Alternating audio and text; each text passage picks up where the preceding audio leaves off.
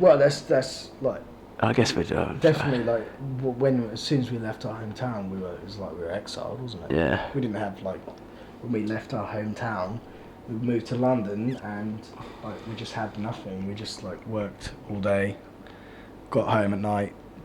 I don't know. I remember when we first moved into our own flat, we didn't even have a TV or anything for the first week. So we just get home and sit there, look at each other. Yeah. That was definitely like being exiled. Loss happens to everyone, doesn't it? I mean, we've all lost family and stuff like that. And loved ones. Yeah. And so that stuff Part happens. of life, really, isn't it? Yeah, it is, and that stuff happens all the time. And the kind of like the rejuvenation and the kind of like the more positive stuff definitely happened when we started getting successful, because we had a long time where we were playing shows to no one. We played to literally one person in London. We literally played to one person. And that was a sound guy. No, it was a fan. The sound guy obviously didn't even turn up. He left. Yeah, he left. What a gig. Factory, wasn't it? Yep. So yeah, we had some terrible gigs, and the thing is, we had been in bands at home where we'd been playing two people, hadn't we? Like, fair enough, they were our mates and stuff, but we kind of had a thing going, and like a few little kind of fans. So yeah, we'd gone down and moved to London to try and be famous, and we'd failed, and then we started getting Kerrang and stuff like that, and that was all the kind of, coming back from it, and all that happened. Recovering, yeah. And then the war, I guess, what had happened before even release it was like things going crazy, like being on Kerrang tour and stuff. That kind of felt like crazy, and we had to fight for what we were, and like people having a go at us all the time for wearing makeup, and we felt like we were fighting and stuff. So all those sort of things kind of happened, but they didn't happen so intensely as they've happened now. Yeah. Like absolutely. Now it's like it's so kind of accurate as like, and I think we're in the recovery section now. Yeah. There was with the album, like it says in the documentaries, I'm sure you saw, it was kind of weird because that all happened almost in a finite, small amount of time as the album was going through, so that's why it felt a bit weird. Yeah. Felt like maybe we were just looking for it, who knows, but it was a bit spooky in the sense that it kind of... Yeah, it was super. What we were writing about obvious. seemed to mimic... Yeah, what we'd written about almost prophesised ourselves. Yeah, we stopped playing shows. We completely dropped an entire album, moved home to the countryside and just didn't know what really to do with ourselves, and it was well poo. Yeah, it was well poo. It did. It did mimic life, So yeah, it's odd, but all that stuff we'd been through before, and that's why we were writing about it really. But it was more about the story. I mean, I was just using the story. And it just happened to be that then the story kind of came true. Yeah.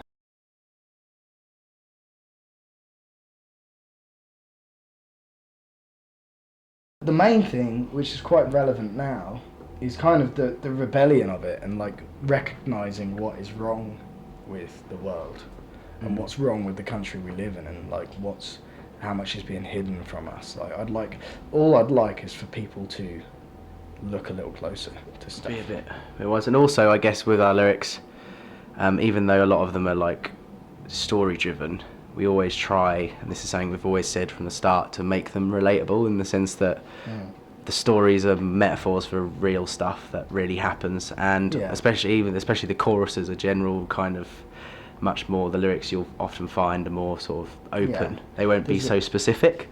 And the verses are the place you can get out of the narrative. So yeah, I mean, there's a lot of just general feelings and stuff that everyone should be able to relate to. But I think the main thing for me is just I wanted people to open their eyes a bit.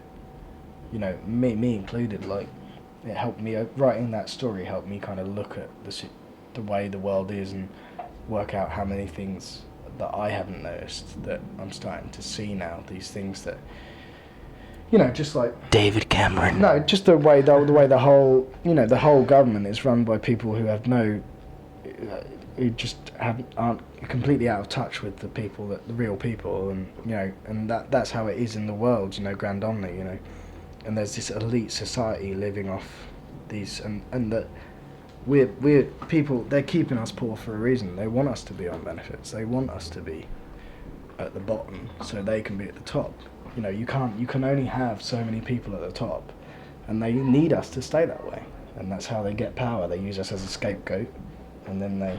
I'm going to dislodge a few. Again, dislodge a few. Take my place. Yeah, take my place. Yeah.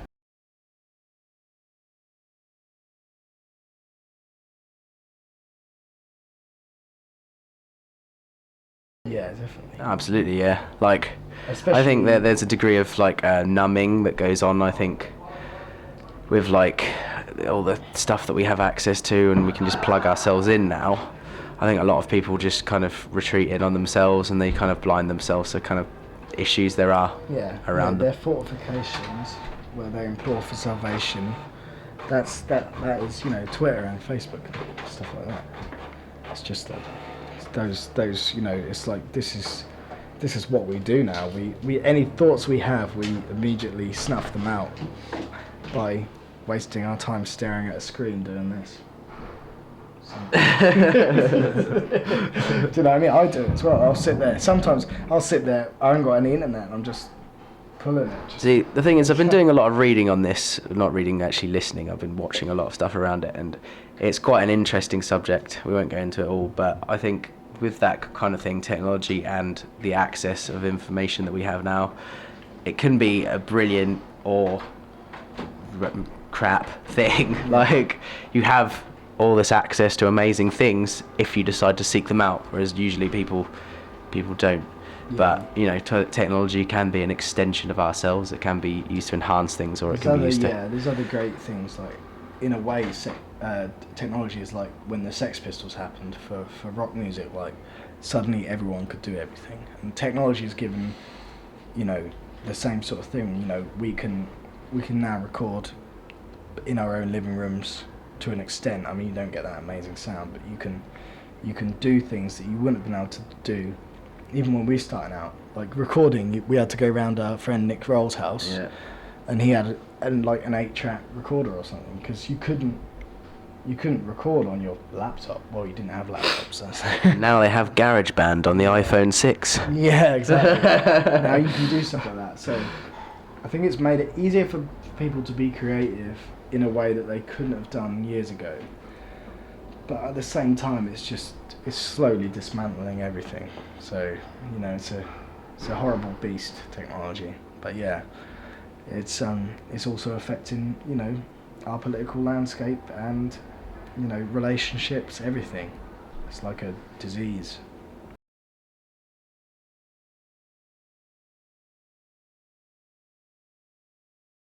I think when we were saying we were too ambitious, we meant we were too ambitious for our financial and physical means. Yeah. It didn't mean like creatively there's no such thing as being too ambitious, but we were just physically, it was really, really hard to make that album. And also, yeah, because 16 tracks, we had to link in. Drew ended up getting into a harmony war with one of our friends' bands because they just wanted to make sure compete and have more harmonies, and it just spiraled into this thing that we weren't willing to forsake any of our artistic integrity in order to save ourselves what should have been thousands of pounds. Yeah, and I think there's an aspect of it which is also about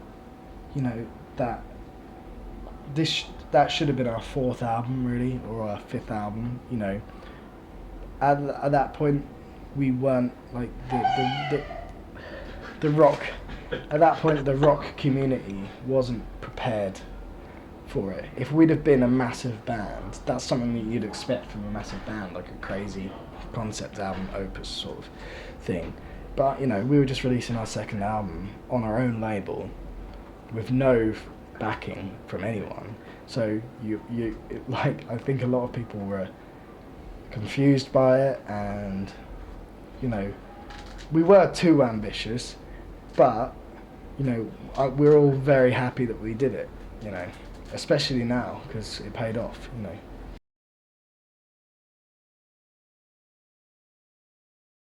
Yeah, so there's the second novel is about the first album, and then the 16 tracks will become another full length. 16 stories will become another full length novel with extra stories as well.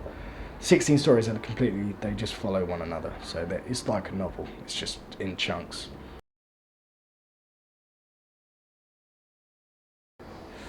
It takes a lot of time coming up with the ideas very quick. I wrote essentially the first 1,000 years of history in about 2 months, and that was really quick.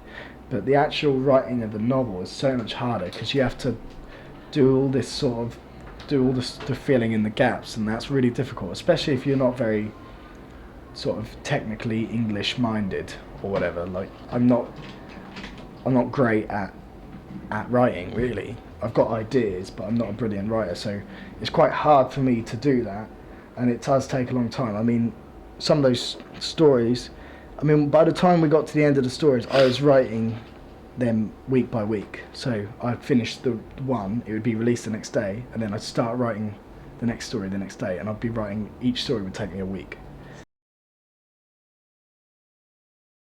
Yeah, no, well, we were rehearsing as well at the time. We were about to go on tour with Black Bride, so I'd get home from rehearsal about 6 and then write until 1 in the morning, and then wake up at 9, start rehearsing. You know, takes a long time.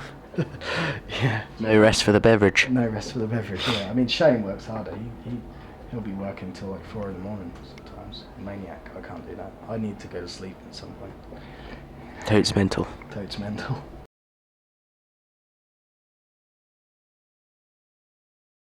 We just love getting stuck with needles. It's a sadomasochist kind of thing for us now. I'm joking. We just needed to get some more money in, really, to be honest. Before Christmas last year, a few of us just got a bit of work, like part-time, leading up to Christmas, and me and Luke decided that we could get more money in less time if we did that. Yeah. We were willing to give up our bodies to medical science. The amount of money they earned in the time that they were working, that they were like laying in a bed, the rest of us worked for about 3 solid months and got maybe a fifth of the amount of money. Like, working miserable jobs again, and it was just bizarre. But I couldn't do it. I couldn't do a medical trial. Like, just depends what you're into. Yeah. Oh yeah. Like they're very like, they'll give you books of like information on anything before you go in. You're not just going in blind and like, we're going to give you herpes. What? Yours was an asthma one. Mine was for like an asthma related thing. Cancer drug, yeah. But you can pick and choose. There's different ones. There's lots of companies that do it. Just it's the kind of thing that suits some people and doesn't others, I guess.